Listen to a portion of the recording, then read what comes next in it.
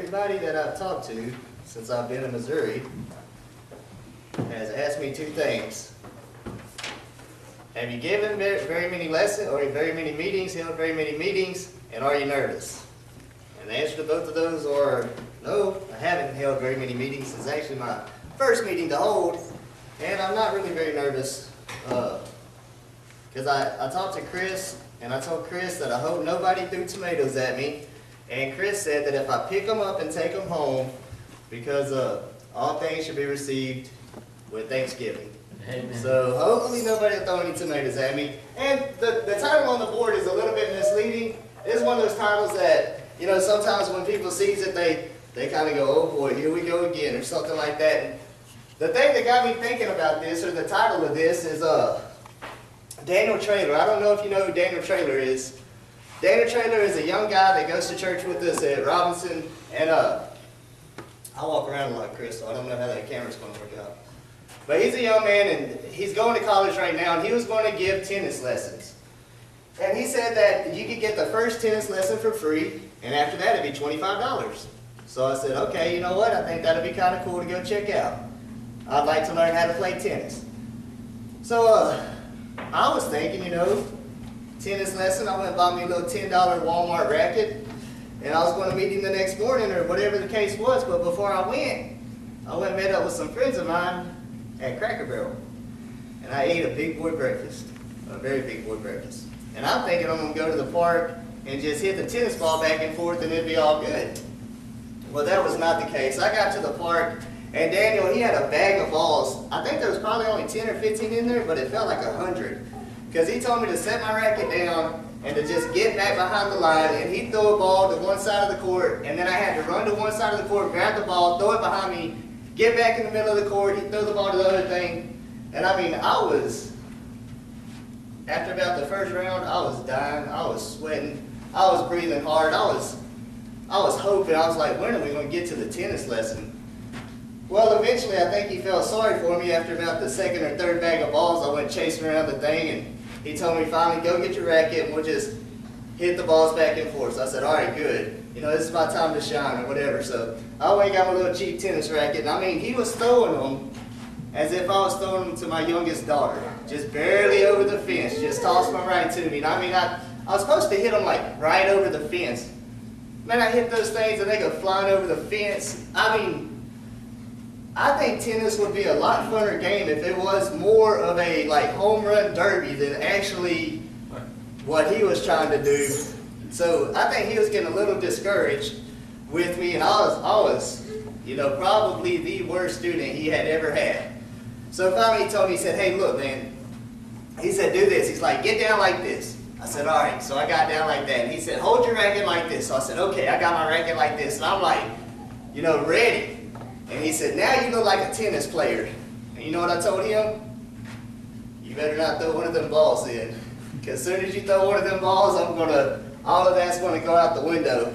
And this, what should a Christian look like, actually is a very important topic to me. If somebody's thinking I was going to speak on modesty, I don't want anybody to be confused. It is a very important topic to me. I got two little girls that are coming up in a world that's trying to teach them to dress all kinds of ways and show all kinds of stuff, but that's not necessarily what the topic is tonight. Because I could put the headband on, you know, I could get my tennis racket, and I could look like a tennis player. That wouldn't make me Andre Agassi, you know. It wouldn't make me anything. So tonight what I'm going to do is go through here and kind of just hand pick. What box am I supposed to be in? What box are you supposed to be in? Can I put you in a box and say, you speak this loud, or you speak this quiet, or you use this method of outreach, or you use this method of speaking, or you do this? What kind of box can I put you in and then go, yep, that's exactly what you're supposed to be? What should a Christian, let's say, like, act or be like? I don't know if y'all know who Ray Comfort is. Ray Comfort is a man who will go to a public place. It's Living Water Ministries. He will go to a public place and he'll just call people out. And he'll tell them, he'll say, hey, can I talk to you for a few minutes? and he'll get into a conversation with them, and he'll lead them into questions that get them to admit that they've lied before. Have you ever cheated before? Yeah, I've cheated before. Have you ever stole before? Yeah, I've stole before. Well, that puts you in a separation from God. And that means you're going to go to hell if you don't accept Jesus Christ, or if you don't. He goes that route about it. A lot of people says, that's too hard. All that hard speaking, that's not going to, you can't tell somebody they're going to go to hell and expect them to change. And then you have somebody that says, the people that kind of talk back to you, and they say, well, you just got to love somebody. You just got to love, just show them the love of Christ, and that'll convert them. Well, let me tell you something. If you're a knucklehead like I'm a knucklehead, it takes quite a bit of both. You need to be scared and you need to love it. What box, what mold should I be in to be the most useful, the most productive? What I'm going to do, like I said, I'm just going to go and I'm going to cherry pick people.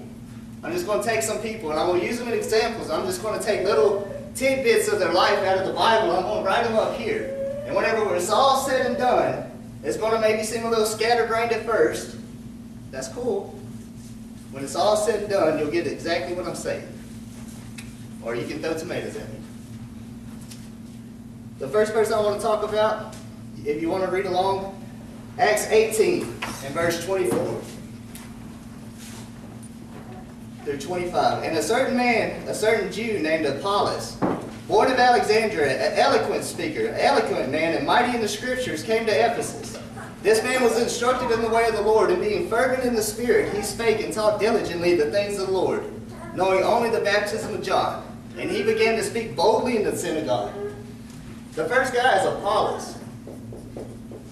To me, I would kind of, set this guy up with like the speaker that's just on fire, the guy that can hold your attention for hours, the guy that can stand up in a crowd and just, wow you and just be so eloquent, know the exact things to say, the exact words to do. He'd be like a very good preacher. That's what I would think Apollos was. And if I had my pick, if I had my choice or whatever, I think that's kind of the type of preaching I like. I like somebody with a lot of fire, a lot of zeal, a lot of spunk. But it says that he didn't have it all together. It says that he was lacking just a little bit of something. This man that was so powerful and so bold was out teaching. They said he only needed the baptism of John. So you know what happened? In the next verse it says, or in verse 26 it says, whom when Aquila and Priscilla heard him, they took him unto them and expounded unto them the way of God more perfectly. So it took Aquila and Priscilla, not a very good speller, it took this husband and wife team that seems like they kind of worked behind the scenes. They took this man, they kind of pulled him to the side and he said, hey, maybe they said, hey, you're a really good speaker. You really got it going on. But you know what? You got just a little something missing. You don't have it all together. This guy right here, excellent speaker. This couple right here, maybe behind the scenes person, maybe behind the scenes couple that's always getting Bible studies together, always inviting people over to study the Bible. The people that's not necessarily out front doing everything.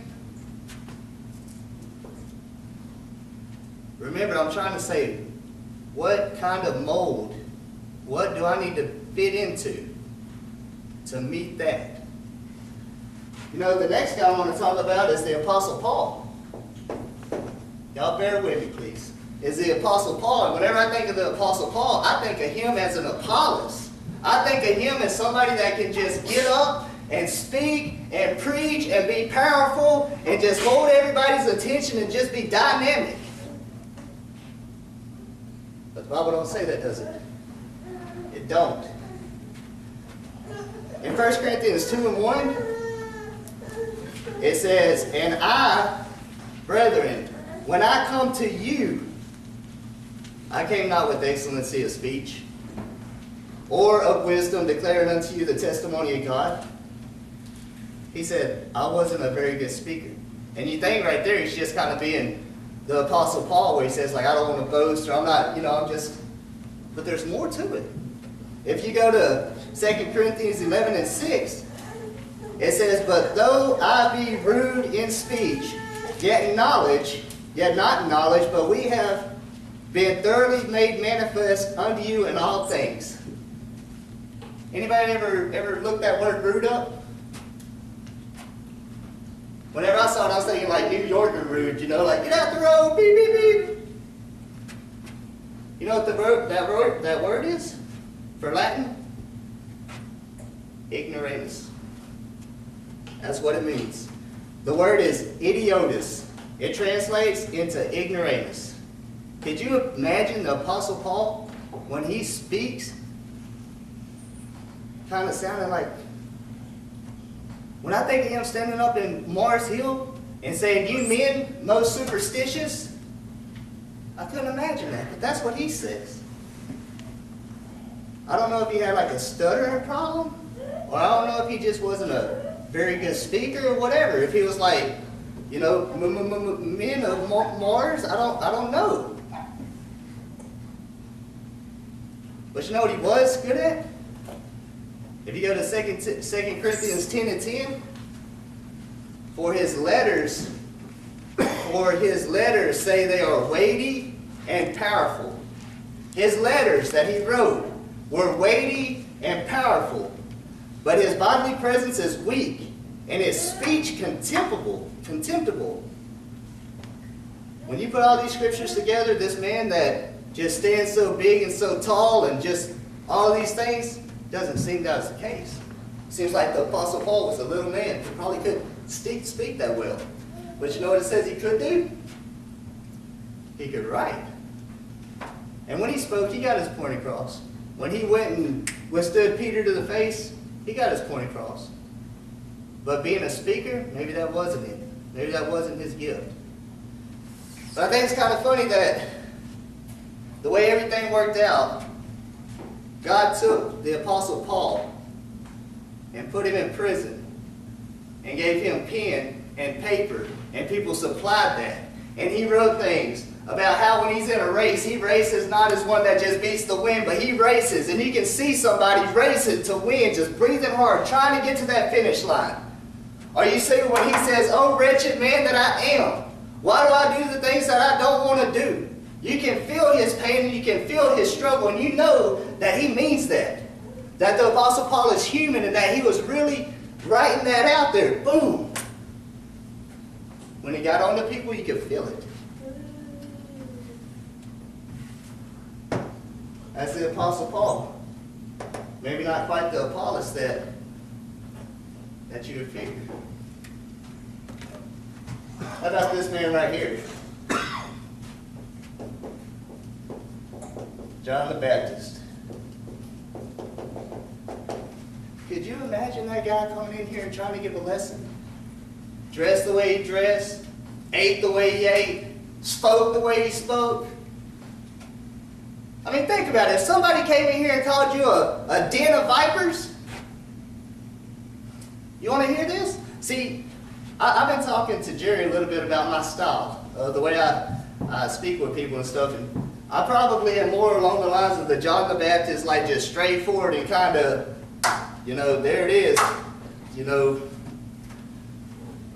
If you think it's different, show me. Y'all are from the show me state, show me, But I can talk about that later. But John the Baptist, if you go to Luke 3 and 4, you can see what kind of preacher this is. Now remember I said, there's the guy over here that just preaches love, love, love, love. And then there's a guy over here that just preaches hell and fear. Luke 3. As it is written in the book of Isaiah the prophet, saying, the voice of one crying in the wilderness, prepare ye the way of the Lord, make his path straight. Every valley shall be filled, and every mountain and hill shall be brought low, and the crooked shall be made straight, and rough ways shall be made smooth. And all flesh shall see the salvation of God. Then he said unto the multitude that come forth to be baptized to him, O generation of vipers, who hath warned you to flee from the wrath to come?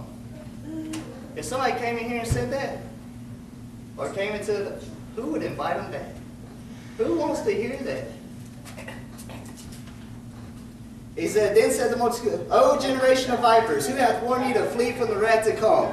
Bring forth therefore fruits worthy of repentance, and begin not to say within yourselves, we have Abraham to be our father. For I say unto you that God is able of these stones to raise up children unto Abraham. And now also the axe is laid into the root of the trees. Every tree, therefore, which bringeth forth not fruit, bringeth not forth good fruit, is hewn down and cast into the fire. And people asked him, saying, what shall we do? What shall we do? They said the same thing to Peter. What shall we do? God just basically took and just slacked them all up and down. They said, well, what do I need to do to change? He answered and said unto them, he that hath 2 coats, let him impart him that hath none. Stop being stingy. Stop being greedy. Give to the poor. And he that hath meat, let him do likewise. Then came also the publicans to be baptized, and said unto him, Master, what shall we do? And he said unto them, exact no more than which is appointed to you. Stop cheating people. Stop stealing. Stop cheating people over. And the soldiers likewise demanded him, saying, and what shall we do? And he said unto them, do violence to no man, neither accuse any falsely, and be content with your wages. Stop beating people up. Stop complaining about what you get paid. Stop being dirty. And as the people were in expectation, and all men mused in the heart of John, whether he was the Christ or not. Who would want to come listen to this?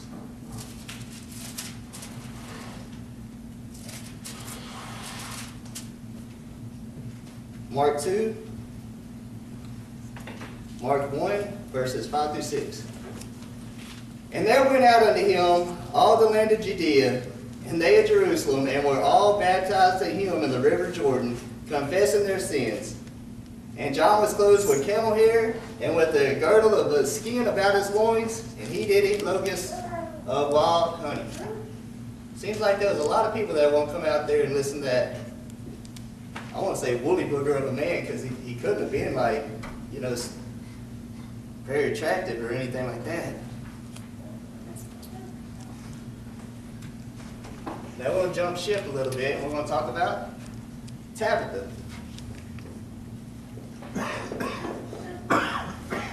AKA Dorcas. If you go to Acts 9:36.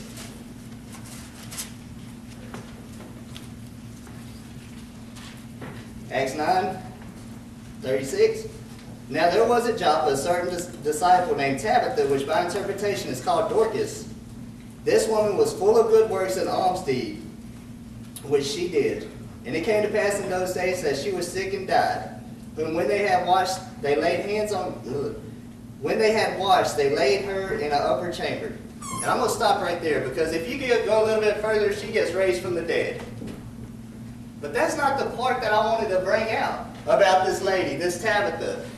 The part that I wanted to bring out was this woman was full of good works and alms deeds which she did. You know what? If she wouldn't have died and been raised from the dead, and she wouldn't have made it on these pages right here, would it have changed anything about her character one bit? Would it have changed the fact that this woman was full of good alms deeds and that she did good for the people around her? It wouldn't have changed one bit.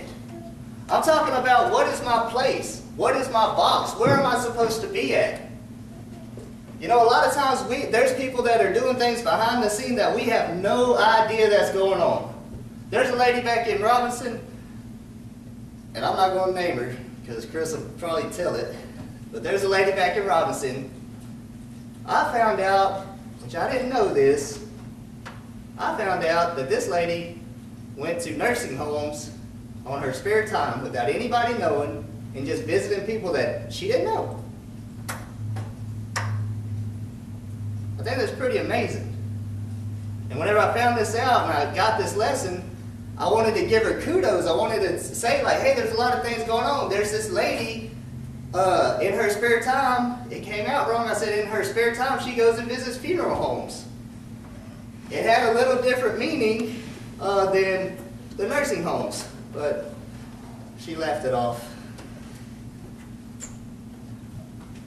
there was another lady, you know, just little behind the scene things that you think nobody notices. That's Tabitha. That was Tabitha. Kayla was pregnant, and it was her time to clean the building. It was her and another lady's turn. And either that lady was pregnant or she had just had a baby, but either way, both of them were in the condition. So they really weren't in like a really good spot to go clean it up or nothing like that. So I recruited all my nephews, which is Toby and Gabe, and at the time they were probably 8 and 5. So me and my nephews went up there to go clean it, and Miss Kathy caught wind of it, so she thought she better come and help us. And then Dewana caught wind of it, and she thought like, yeah, we better go up there and help them. So we get there, and when we get there, there was a lady there, and she had already cleaned it. She had already cleaned it. It wasn't her turn. It wasn't her spot. She just knew that there was 2 ladies that weren't really in the condition to be out there cleaning and doing stuff like that, so she beat them to it. And you know what she said? She said she was hoping to get out of there before anybody showed up. It wasn't like she was going to leave a note, hey, I did this, boom. You know, it was actually Sheila Dutchman. She didn't leave a note to lay it out there. I'm talking about Tabitha. I'm talking about the behind-the-scenes lady or behind-the-scenes man, kind of like the equivalent of Priscilla's. What about Timothy?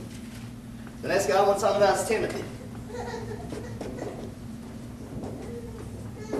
This is a troubled young man, is what I would probably think.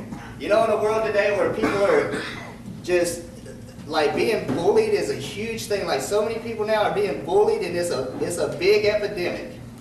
If you go to Acts 16:1,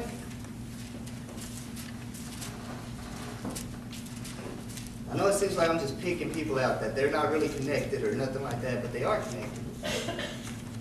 Then came he to Derbe, talking about Paul, and Lystra, and behold, a certain disciple was there named Timotheus, the son of a certain woman, which was a Jewess, and believed, but his father was a Greek.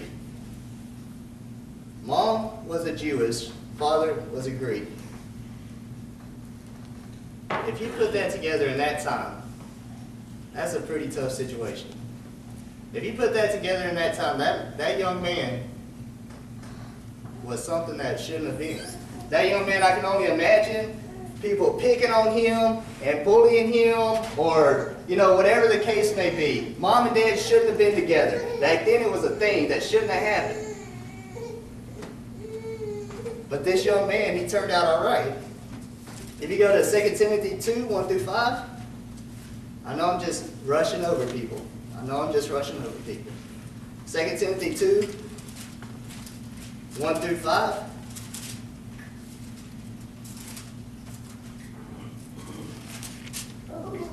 It says, Paul, an apostle of Jesus Christ, by the will of God, according to the promise of life which is in Christ Jesus, to Timothy, my beloved son. This little man that we're talking about right here, the apostle Paul, saw this young man, saw kind of something in him, and he took him underneath his arm, and he took him in.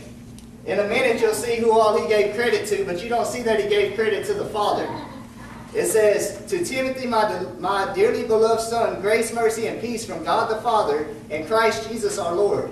I thank God whom I served from my forefathers with pure conscience, that without ceasing I have remembrance of thee in my prayers night and day, greatly desiring to see thee, being mindful of thy tears, that I may be filled with joy. When I called to remembrance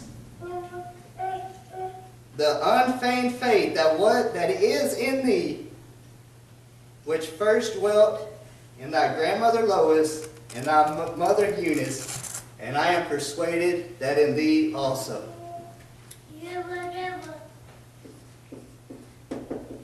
Lois and Eunice and Timothy. The Apostle Paul took this little man, or this young man, put him under his wing, became a father to him. Timothy was his beloved son. When he gave out kudos, did you see who he gave kudos to? To the grandmother and the mother. I don't know where the father was.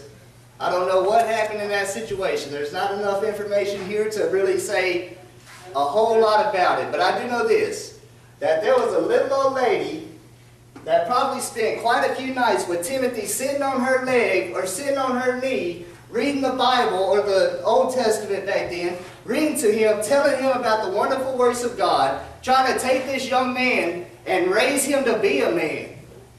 That's what my grandmother and mother did, minus the God.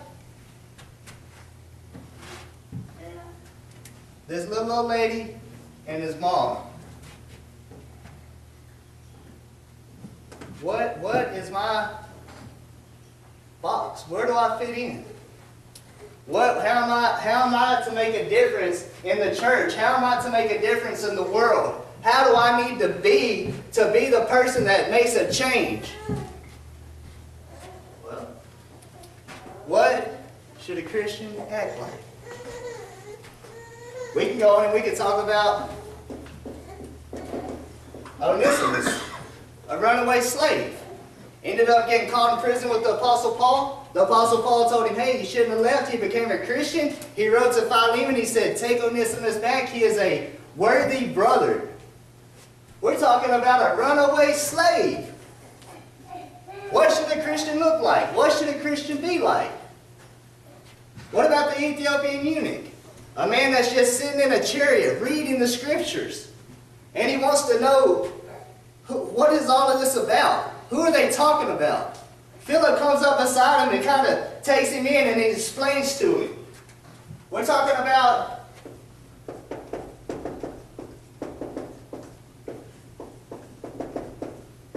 and Philip.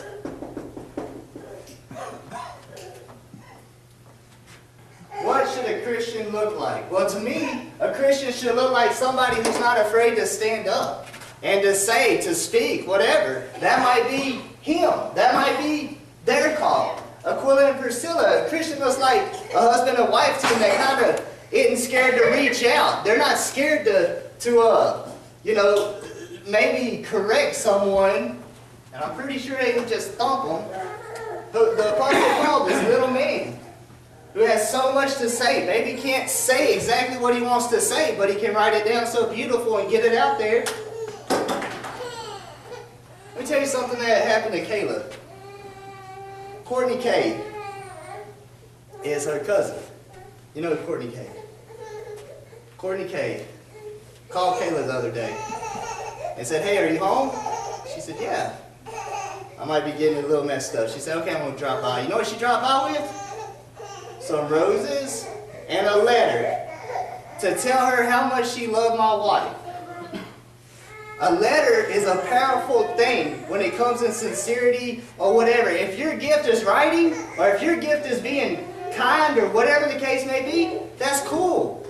Use it.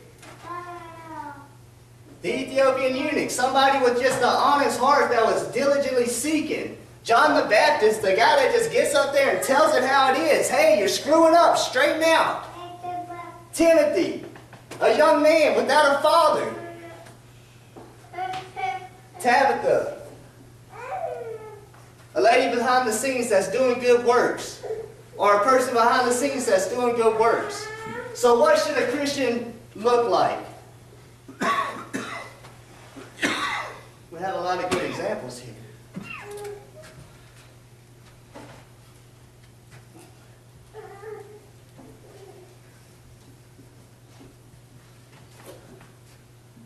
But the question that I want to end with, that I'm going to misspell, is this.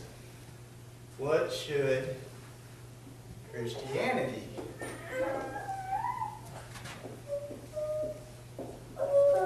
look like? What should Christianity look like? Let's go to Mark chapter 2.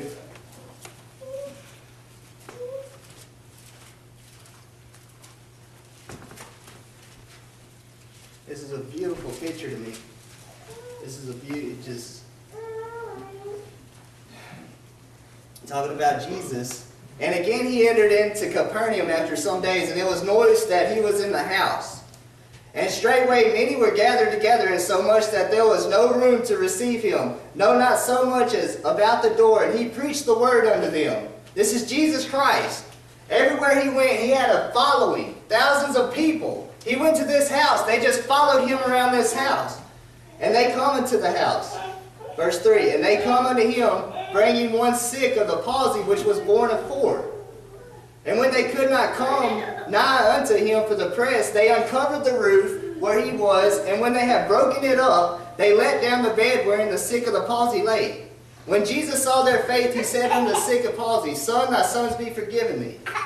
What does Christianity look like? Christianity looks like that picture right there. Christianity should look like that right there, where there's a sick man laying on a stretcher. He needs Jesus Christ. That's what he needs. That's what that man needs to live, to have life. You know what it looks like? It should look like 4 people. It should look like a group of people. Me grabbing one side, you grabbing one side, you grabbing the other side, and we're taking this guy hand in hand. We know he's screwed up. We know his life is messed up. We know that there's things to work on there. He's helpless. He's hurt. He's lost. But you know what? We're working together. Chris with one side, me with one side, and we're working our way up to this house, and there's so many people around it, we can't even get to it. So we start going through them. We're like pushing people. Oh, excuse me, you know. Hey, anything that's keeping us from getting him to Jesus, we're trying to clear away. We get to the house, we can't get into the door. What are we going to do? We're going to climb onto the roof. We're going to do whatever it takes to get that dude where he needs to be. It said that they climbed onto the roof, and it says they broke up the roof. They broke up the roof. I looked, I Googled, I do a lot of Googling and stuff to see like what kind of roofs these were. Were these palm tree houses? Were these, man, it looked like they had thick clay roofs. Another translation said that they dug up the roof. Now I want you to picture this in your head. I want you to try to picture this in your head. Jesus Christ is standing inside this house knowing exactly what's going on. Knowing exactly what's happening around him. And there's us. All of us. And we got this guy working together. We got him and we're taking him up on the roof and we're on top of the roof and we're digging and we're picking and we're trying to get a hole big enough to get this man down to his Savior. What do you think is on Jesus' mind as that dust is falling? What do you think Jesus is feeling as the roof is caving in above him?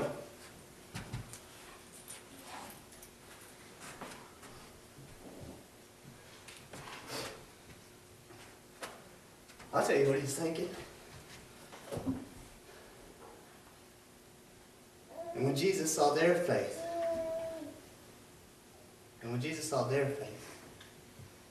could you imagine, Philip, me and you working together to get somebody to Jesus Christ? Maybe we're not the guy that can get people here, like here. But we are the people that can work together to keep people here. A lot of times it's easy to get people here, but it's hard to keep people here. And I'm not saying here, I'm talking about at home. That's the way it is a lot of times. But how beautiful do you think it would be if Jesus looked up there and saw me and you working together, lowering this man down there? That's what Christianity looks like. That is what Christianity should look like. This guy had his abilities, this guy had his abilities, and he didn't even have it all figured out. These guys had their abilities. You know, I heard a phrase that I really liked, and it's the church. The church is a hospital for sinners. It's not a waiting room for saints. The church is a hospital for sinners. Who's the great physician? Jesus Christ is the great physician. And it's us, working together, not slapping each other. Hey, you talk too loud, be quiet. No, you're not supposed to preach like that, shut up. No, you're not supposed to look like that, shut up, or whatever. And I'm not talking modesty, I'm talking, I feel strongly on modesty. I'm talking the stupid stuff that keeps us from holding hands and working together. That's what I'm talking about. that's my thoughts for this evening. I want to say thank you so much for giving me the opportunity to come out here and speak. If there's anyone now that would like the prayers of the church, or would like to be baptized into this beautiful, God-made, Christ blood bought institution, there's no better choice you could ever make in your whole life, have your sins completely washed away. But I want you to know when you do, you're joining something that has a bunch of different characters in it. We're not all perfect, I'll tell you that right now. I've been in the church for probably about 10 years. It took me about 10 minutes to figure that out. As we sing the invitation song, that's what it's about. To come forward, be baptized, or have the prayers of the church. At this time, let's have the song invitation.